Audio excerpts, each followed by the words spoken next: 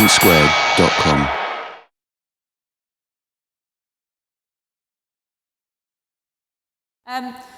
Before I open this debate up to you in the audience, let me tell you the result of the vote as you came in. For the motion, Beware the Dragon, Africa should not look to China, 154. Against, 106. And 124 of you didn't have a clue, couldn't make your minds up, didn't know what was going on, and hopefully we'll come to some conclusion at the end of this debate. What I'm going to do now is there are ushers in the audience who have microphones. I can see them both there. They will come round to you. You should put your hands up and try and catch my eye. I will take 2 or 3 comments and questions at a time. Keep them brief. People who rant, people who ramble will be dealt with extreme severity.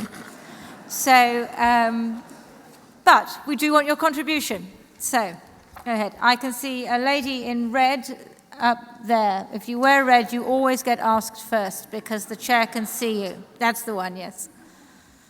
Hello, thank you very much. That was very interesting. I'm interested in Sudan, and you've said that things have changed greatly since 2008. Darfur is being bombed on an almost daily basis, and the conflict along the border with South Sudan has increased. How can you explain to me that China's helped that? Because I don't see it. Okay, thank you. Another question or point. Let's stay in the same area and go to this lady here, who I think is wearing a grey shawl. Thank you very much. We've talked about Africa as if it was poor and China as if it was rich, but Africa is rich in natural resources, in social relationships, and China manages to live off the resources of many planets. My question is, if Africa can't look to China, where can it look for a better model of development? Right, and the last one in this little section, the gentleman here. Thank you. Could I ask a question about the environmental impacts of China's involvement? There's a tendency to say that the IMF and the World Bank would routinely include in their financing some sort of requirement for environmental good practice, and that China typically doesn't. Could both teams please comment on whether they believe that's valid or not, with examples? Thank you. Ooh, with examples. Right, let's take those 3. Darfur still being bombed, and a lot of trouble on the border between north and south. How on earth is China helping with that? Should I start then? Yes, please. The Sudan situation, both in Darfur and in many of the other parts of Sudan that are contentious, is very complicated. And the Chinese, of course, don't have control over the government in Khartoum. What needs to happen in Darfur, and which has not happened yet, is there needs to be a peace treaty. And at this point, you've got multiple actors amongst the rebels who have not come to the table in order to negotiate a peace treaty. And so this is something that continues to make the situation hard to resolve. And so if you have a number of different actors who refuse to come, then you've got the military option keeps getting kicked back. But I think the point isn't that the Chinese are providing the government with the excuse or the wherewithal to not have to deal with this issue. Is that not correct? In a very broad sense, one could argue this. The Chinese have invested in Sudan. They have a joint venture in the oil industry there. So does Malaysia, so does India. So there are a number of different actors there that provide, in a general sense, resources for the Sudanese government. If the Chinese were to leave, the Indians and the Malaysians would still be there providing those resources. So in that sense, one could argue that that they're providing the resources, but it's the oil. And Sudan has the oil fields are developed. Of course, this is changing now with South Sudan. But the Chinese have less power in this kind of situation. And people who have looked carefully at the Sudan issue and the Darfur issue say that the Chinese have been vilified on the basis of inflated expectations about what they could do in that complicated case. Okay, let's move over. If Africa should not look to China, where should it look for a model? I don't know if George or Anna want to. Yeah, okay.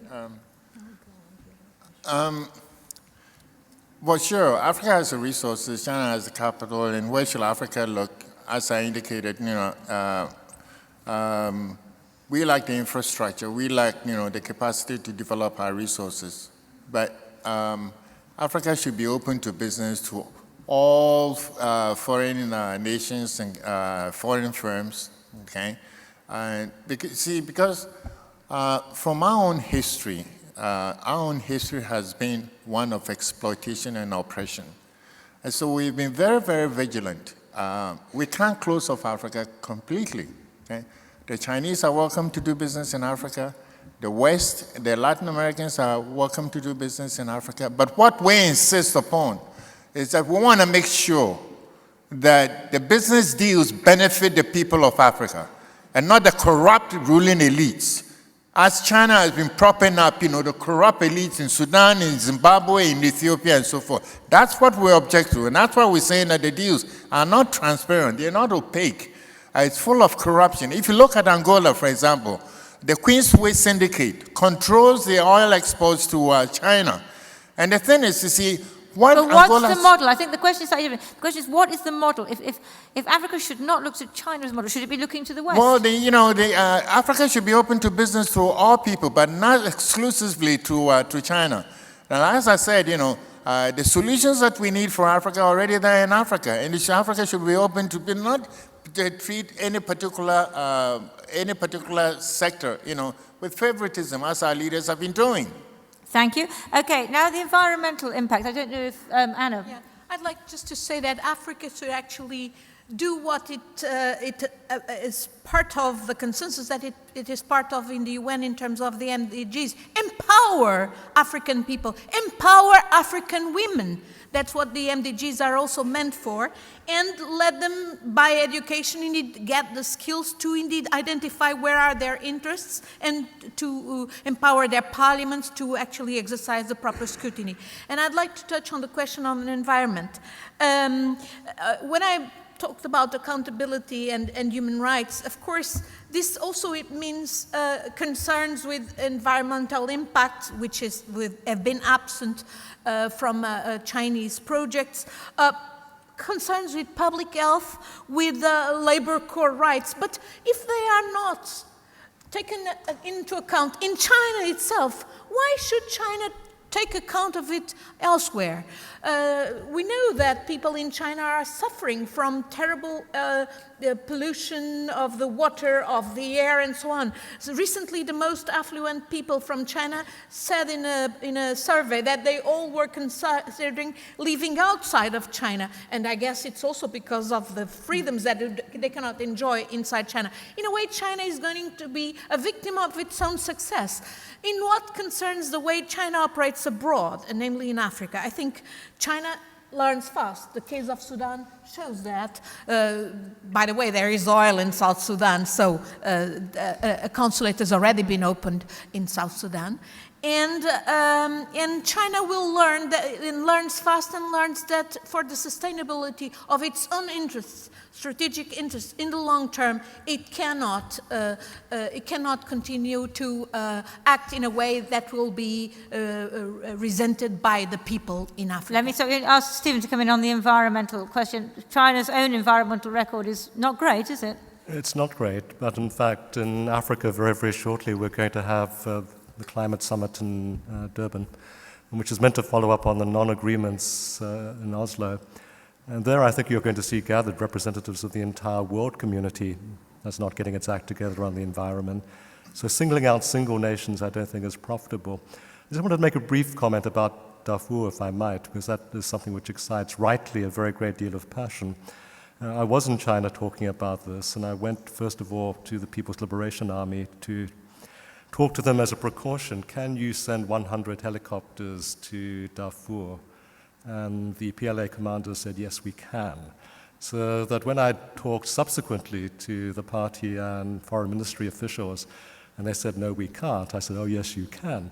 But then, of course, they said, why should we, therefore? Because no one else is. And that's really the crux of it. The whole hybrid United Nations African Union peacekeeping mission there, I don't think the situation has improved very, very much to this day. But at the height of its operation, something which we supported, and don't forget Darfur is a country the size of Texas, size of France in our European terms. General Aguirre, who was commanding the peacekeeping forces, had 2 helicopters that were provided him. There's a lot more to blame than just China in this equation. Okay, let's take some more comments and questions. There's a gentleman in the front here. Can I take this gentleman in the front waving a piece of paper? Thank you. One of the most credible and damaging remarks made against China was that the infrastructure that they are installing is of very poor quality and won't last and will have to be have a lot of time having Portuguese engineers putting it right. What can the speakers against the motion tell us to refute that? Okay, very good. And another one, shall we just go a little bit one behind? We're not going to forget you people at the back, but let's... I feel like the whole debate has been based on the assumption that development is simply economic growth. Mm-hmm. But if we consider development as an advancing of freedoms and equality and securing the safety of people and securing human rights of the nation, then how can China then help Africa to achieve this as opposed to purely economic growth, especially with China's own political structure and their lack of transparency in human rights abuses, etc.? Yep, thank you. At the back we had, yes.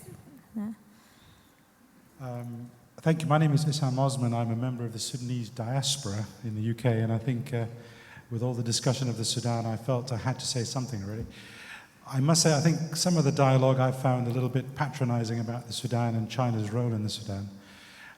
Probably many people don't know, but the oil in the Sudan was initially developed and discovered by Chevron in the early 70s and the rights to the oil belonged to the Americans. Those oil wells were kept capped while the Sudan was one of the poorest countries in the world. I remember going to university and having to queue up for fuel 48 hours every week to get 4 gallons of petrol. I've since returned to Khartoum a few years ago, and a litre of petrol there is cheaper than it is in Ipswich, where I live now. I think the issue of the South, were it not for Chinese investment to bring the oil out and lead to a growth in the Sudanese GDP, the Americans would never have been interested in ending the war in the South. Colin Powell and others would not have gone to Naivasha and ended a war that went on for 50 years almost because they were concerned that the resources in the Sudan were going elsewhere. In a perverse way, Chinese investment led to democracy and the people of the South achieving self-rule. Thank you very much. I'm going to take one more. Let's take this gentleman down here at the front. Hi, I have a question. Basically, I think the main problem for me is that China's employment standards in Africa are frankly abysmal. How do you go around basically changing a culture, which is what the Chinese economy is fundamentally based on and was built on? Okay, I'm going to take that one together with the infrastructure. I think these are mainly challenges for your side. The infrastructure is of poor quality, and so are the employment standards. Stephen. Well, I can make a comment on that, and coming on the question of roads, which I think is what most people talk about when they talk about poor quality infrastructure.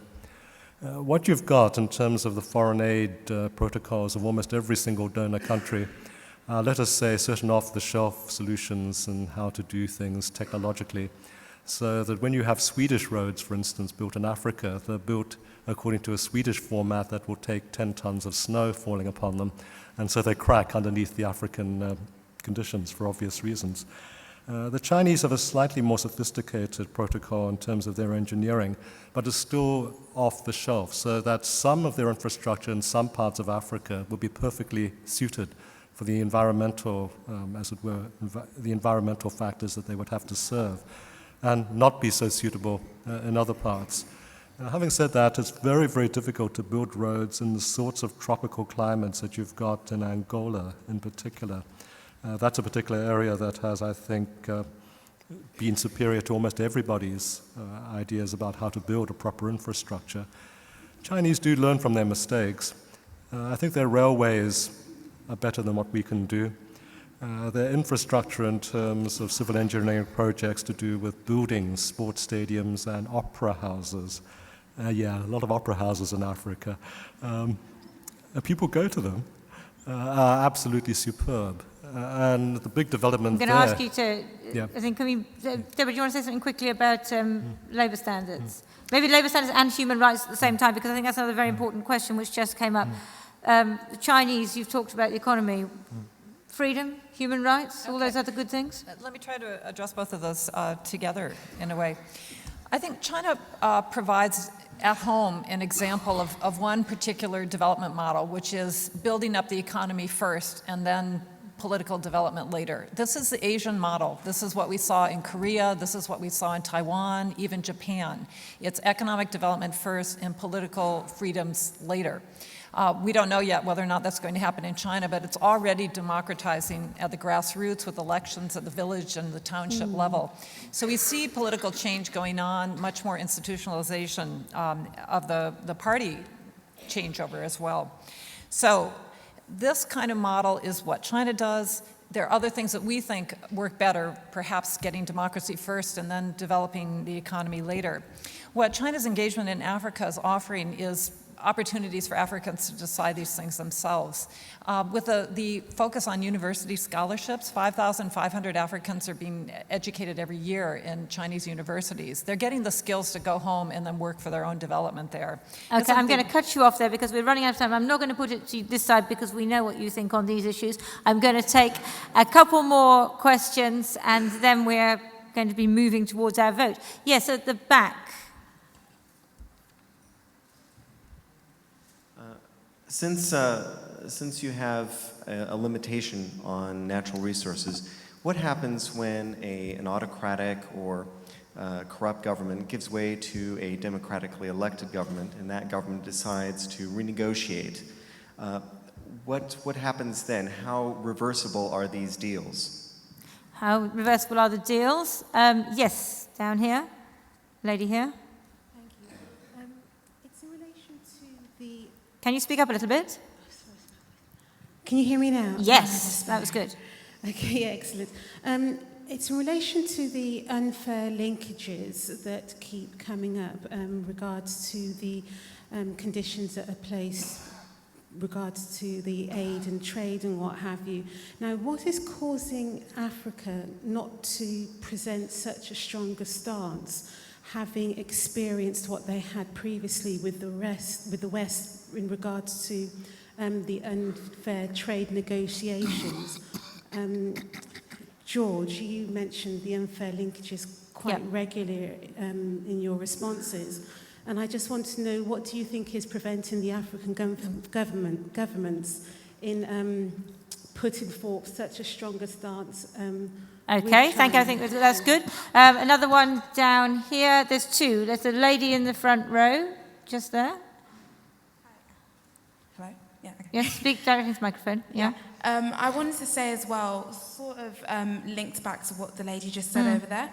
In terms of relating back to what George said, the actual problems that are preventing any possible unfairness in any negotiations of contracts between Africans and China is linked back to, I think, a basis of corruption and poor accountability of government to people. So all this talk mainly of, Africans are happy about it, and, it's about the economic development of Africa and GDP talk is all well and good, but if you've forgotten what's underneath, I think that is a problem in itself. So to say that we're looking to, a Chinese model of development, I don't think necessarily can be flatly applied to Africa. As you just said, you don't even know if it works. So why should Africa be forced, or not be forced, be encouraged to move to that model? Thank you very much. And we're running out of time, but I'm going to take this gentleman anyway. It's. Good evening. Are the controversies of China's foreign direct investment in Africa any more distasteful than the US or Europe's investment in the Middle East since the discovery of oil there? Thank you. That's very good. I'm going to put to this side two things there. Why are African governments not asserting themselves to make good deals? That was the question from there. George, will you take that one? Well, I think somebody asked whether, about the possibility of renegotiating the deals when there is a democratic government in power. Let me assure you that many of these deals will be repudiated by new governments. Because, you see, the deals were signed in secrecy, without the consent of the African people. There is a certain principle called odious debt principle, okay? And that is, if you enter into a contract with an autocratic government without the consent of the people can repudiate that particular contract, okay? So that's number one. Number two, China is not a model, it doesn't have the democratic model for Africa to emulate. Even if you look at the economic model itself, okay? Now, there's no question that China has implemented economic reforms, since 1970, since Mao Zedong. And those reforms have worked well, and that's why China is growing. But economic liberalization leads to political, economic prosperity, which eventually hits a political ceiling. If you don't open up the political space, okay, the whole thing will unravel. This is what happened. But is it any worse, as the gentleman in the front said, any worse than what the Americans, the Europeans have done since the discovery of oil in the Middle East? Well, we've tried that model, state capitalism model in Africa. It didn't work. Remember, Ivory Coast used to be called an economic miracle of Africa. What happened? It imploded. Tunisia used to be an economic miracle. Madagascar happened to be an economic miracle. They all imploded. China's model is not the one that we should emulate in Africa. Okay, thank you. I'm not going to let you come up. I'm just going to put it to this side because we are otherwise going to run out of time. Poor accountability. Let me just address the question. Is this on? Yeah. The question of these deals. There's a widespread assumption in this room, and as well as on the right here, that, notice we're on the left, they're on the right, that these deals are bad deals, but they're not bad deals. If you look at the deals, at the details of these contracts, these are good deals. Look at the contract in Niger. I'm going to leave you there. You say that they're good deals. They're good deals, and they've also been reviewed in Ghana and the DRC by the parliaments and passed. Okay,